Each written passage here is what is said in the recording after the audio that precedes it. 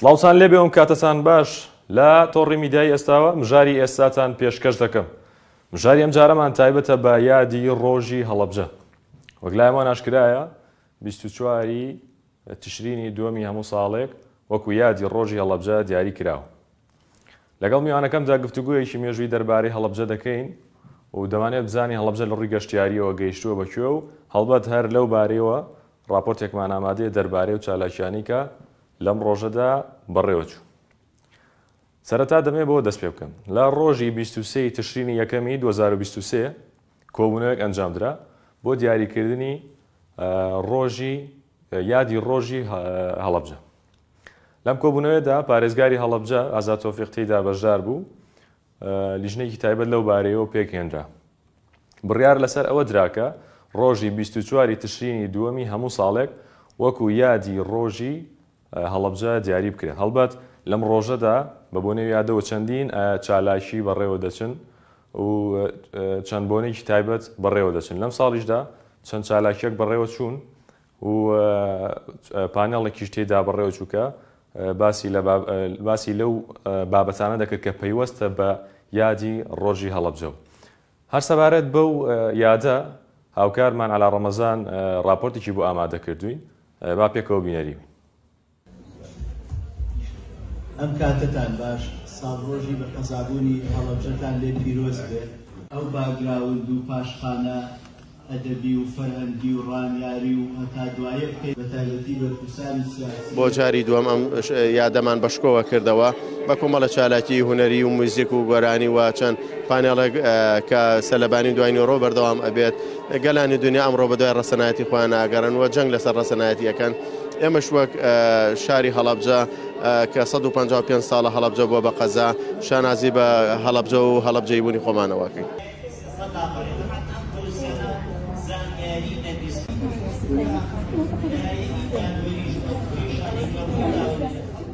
هەر یەکێک لەم ڕسمانە نەکتەنها باپیرم شانازیان پێوە ئەکەین. ئەمانە مێژووی ئێمن،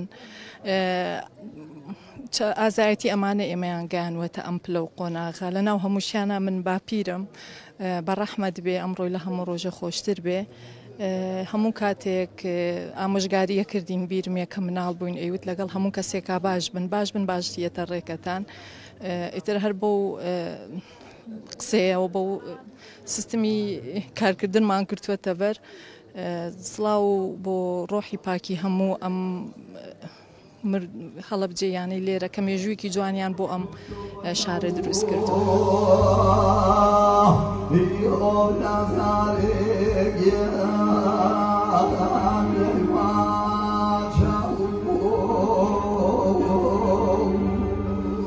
ئەلبەتە زۆر خۆم بە خۆشحاڵە زانم کە ئەمڕۆ بەشداری یادی 155 ساڵەی هەڵەبجە ئەکەینەوە.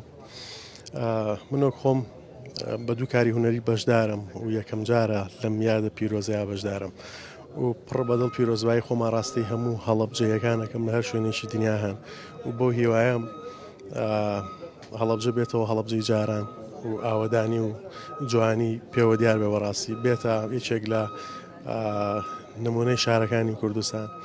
بۆ هیوایم لە هەموو ڕوویەکەوە هەڵەبجە نمونە و پێشەنگی هەموو شارەکان بێ ئینشاڵڵا.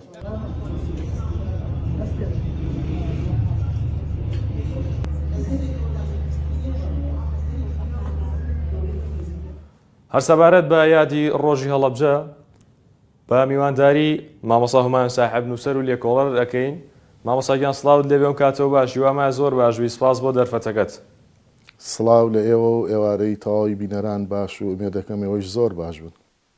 مامۆستاگیان با لەوە دەست پێ بکەین، شتێکمان لەسەر یادی هەڵەبجە پێ بڵێ، بزانین ئەم ڕۆژە چۆن دیاری کراوە و ئەو ڕۆژە لە جەناب و لە هەڵەبجەیەکانیش پیرۆز بێ.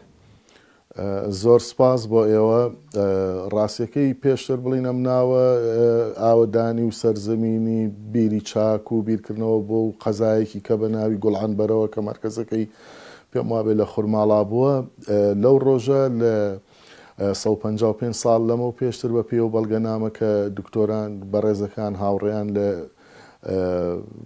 ئەندامانی بەڕێوەچوونی ئەم یادە ئەمڕۆ لە وتارەکانیان ئیشارەیان پێیا و بەڵگەنامەیە دۆزراوەتەوە بڵین لە ئەرشیفی عوسمانیەکانە ڕۆژی دەستبەکاربوونی هەمەپاشای جافە بۆ بە قەزابوونی قایمقامی هەڵەبجە و هاتنە ناوەی مەرکەزی قەزا بۆ ناو هەڵەبجە. ئیترە و ڕۆژەیان وەکو ئەوانەی کە خەریکی چەسپانی یادەکە و بەڕێوەچوونی یادەکەن ئەو ڕۆژیان کردووە بە سەرەتا و ڕۆژی دەست بەکاربوونی ڕۆژەکە و ناویان ناوە ڕۆژی هەڵەبجە کە تێیدا مەهامی گەورەتر و کاری گەورەتر و هەمەلایەنەتر تیایدا پێشکەشەکرێت. زۆر باشە. دەمەوێت هەڵبەت جەنابیشی دەزانی لە ڕووی گەشتیاریەوە ئەم چەند ساڵە هەڵەبجە بەڕاستی پێشکەوتنی بەخۆیەوە بینیەوە. دەمەوێت بزانیم لە ڕووی گەشتیاریەوە دەیەوێت بگات بە چیتر هەڵەبجە بگات بە کوێ مێژووی گەشتیاری چۆن بۆ دەمەوێت بۆ پێی کە جەنابەت نووسەر و لێکۆڵەری کورتەباسێکم لەوە پێ بڵێیت. ئێمە ناوچەکەمان بە کۆمەڵە تایبەتمەندی دەوڵەمەندە لەوەی کە یەکەم ئاینی جیای تێدایە و بیرکردنەوەی عیرفانی و تەریقەتی نەقشبەندی خانەقاکانی تەوێڵە و بیاری تێدایە. ئەمە لە ڕووی ئاینیەوە سێ گوندی گەش و ماوە بە جوانی یارسان نشینانی تێدایە لە هەڵەبجەدا و پانتاییەکی گەورە و ڕوبەرێکی زەوی کشت و کاڵی زۆری تێدایە کە لە سەدەی ڕابردوودا بۆ خۆی مەسئلەی تووتن زۆر گرنگ بۆ لێرەدا و لە ڕووی فەرهەنگی و ئەدەبیشەوە بڵێن لە ڕووی هێزی مرۆیەوە هۆزی گەورەی جافی تێدا نیشتەجێکراوە و لە پشتیشیەوە هەورامان و دیالکتی دەوڵەمەندی پڕ لە ئەدەب و مێژووی ئەدەبی گۆران کە هەورامەکەی پشکی شێری بەرەکەوێتەیدا هەموو ئەمانە فاکتەر و هۆکاری تایبەتمەندی بوونی بەڕێوەچوونی ژیانێکی گەشەکرد و جۆرە لە پێشکەوتوترە لەم ناوچەدا. باش مامۆستا وەکو هەڵەبجەیەک پەیامی چییە لەم ڕۆژەیە دەوێتی بگوێنێ؟ ئێمە هەوڵ ئەدرێت لە دەرەوەی تاریخا بمانژێنن و هەوڵ ئەدرێ کورد بە عام هەڵبەتە هەڵەبجەیش لەبەرەوەی لە ڕێگەی مەسئلەی کوردایەتی و شناسی نەتەوەی ئێمەدا ڕۆژێکی هەیە و تەسحەیەکی گەورەیاوە. ئێمە ئەو ڕۆژەمان بە کۆمەڵێ هۆکار وەداخەوە شەڕی ناوخۆ و کۆمەڵێشتی تر کاڵ بوویەوە 16 سێم مەبەستە نەمانتوانی لەسەر ئەوە ئیش بکەیت.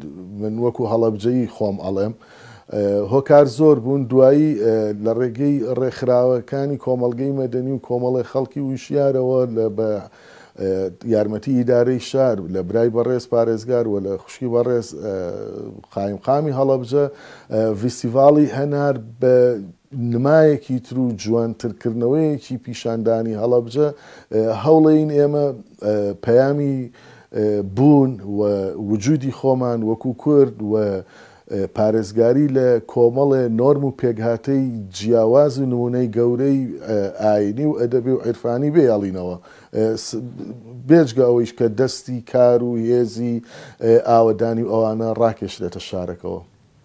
زۆر باشە. جەناب بۆ پێی لێکۆڵەری لە ڕووی مێژویە بەمان بۆ شتێکمان دەبارەی مێژووی هەڵەبجە پێ بڵێ بزانین مێژووی هەڵەبجە چۆن بووە؟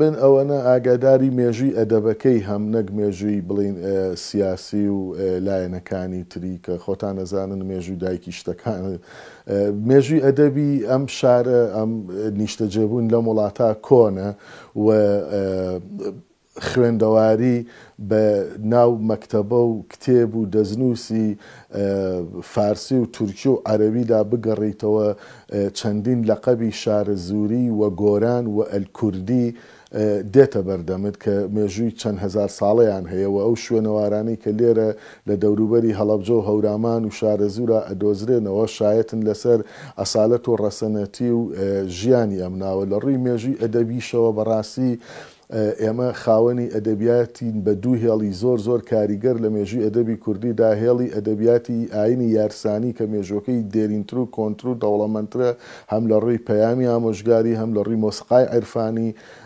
هەم لە ڕووی بیرکردنەوەی خۆماڵی کوردی کە سنتەرەکەی کوردستانە بێ و هەورامان ئەبێ لە ڕووی ئەدەبی هێڵەکەی تریشەوە ئێمە لە مێژووی ئەدەبی کوردیدا بە نزیکی زۆر دووریژ نەڕۆینەوە هیچ مێژۆ دۆرەکەی 750 ساڵ پێش ئێستا کە ئێمە تێکست و دەقی ئەوەمانەیە و دەستنووسێکی زۆر لەم ناوەدا هەن و بەیازنووسەکانی مێژووی ئەدەبی کوردی کە دەقەکانیان لێگوازراوەتەوە لە هەورامان و لە باخەکۆن و لە ڕێشا و لە کاگردەڵی شارە زووردا کەوتون و کەشکۆڵەکانی مەحموود یاروێز مەحموود پاشای جاف مەلافەتاحی کاگردەڵی هەموو ئەمانە بەڵگەن لەسەر دەوڵەمەندی مێژووی ئەدەبی ناوچەکەەوە ئێمە بیرمان نەچێت کە ڕەوادەکانی گوتاری تەبعی شەکەرباری کوردی ئەگەر نالی منەزیری بێت و خەڵکی منطقەکەی ئێمەیە لە خاک و خۆڵە لە نێوان هەڵەبجەی قەزای شارە زوور ئەم هەڵەبجەیەدا ئەوە ڕابەری شێعری کلاسیکی کوردی کە گوتاری کوردبوون لە زمانی کوردیدا بەرجەستە دەکات و درێژە پێدەرەکەی ئەگاتە لای بابە ڕەسۆڵی بێدەنی کە هەر لەم شارەی ئێمەدا لە دایک بووە کە لە پەیامەکانیدا شعری کوردی بە گوڵاو ناو ئەباوە گۆرانمان هەیە ڕابەری شعری نوێی کوردی و خاوەنی دووەمین ژانری چیرۆکین کە مەسلەی ویژدانە هەرچەند پێشتریش نووسراوە بەڵام ئەگەر تەبعەکەیشین کەین یا خستنەبەریکەین ینی ئێمە لە مێژووی ئەدەباوە بە تایبەتیتەوە مێژووی سیاسی من ناچم بەلایدا کە شانەکانی حیزبی هیوا ڕێخستنی برایەتی پارتی شوێعی کە لەم شارەدا بۆ خۆی سکرتێرەکەیشی ماوەیە دوورخراوە بۆ یا بە اختیفا لەم شارەدا ژیاوە هەمووانە دەوڵەمەندین بۆ ناوچەکەەوە بیریشمان نەچێ ئەدەبیاتی مقاومە یا شعری بەرگری مێژوەکەی زۆر زۆر دێرینتر و کۆنترە لە لای ئێمە کە ئێمە لە دوای مقاومە و بەرگری و دیفاعکردن لە گوتاری کوردبوون و مانەوەی خۆمانداوین. باشە مامۆستا لە ئێستاە هەنار بۆ بە مۆچی هەڵەبجەیە وەکو هەڵەبجەیەکان ئەمەتان پێ خۆشە؟ هەنار ڕەهەندی دیسان هەناریش لە بیرکردنەوەی ئاین و عیرفانی ناوچەکەی ئێمەدا ڕێگی قوڵی هەیە و بێجگەلەوەی کە سامانێکی کشاوەرزی یا کشت و کاڵی گرنگە و میوەیەکە لە قورئانیش و لە ئاین ئاسمانیەکانە باس کراوە و لە شعری فۆلکلۆری ئێمەدا زۆر زۆر جێگەی گرتووە لە سەرزەمینی واقعیشە بوومی ناوچەکە زەبینەیەکی لەباری هەیە بۆ وە بەرهێنانیەوە و جا خۆشی شایی بۆ پێمان خۆشنی وڵا بە هەنار بناسرەی خۆشترەتە. هەرێمی کوردستان هەموو پارێزگاکانە ئاوادان و مامۆساجان دووبارە یادە لە جەناب تو لە هەڵەبجەکان پیرۆز بێ زۆر بەڕێز مامۆسا هومایۆن ساحب نووسەر و لێکۆڵەر مامۆساگیان سوپاس دەکەین لە کاتمان گرتی زۆر سوپاس بۆ ئێوە بۆ وانەی خەریکی ئەم ڕۆژەی ژوون.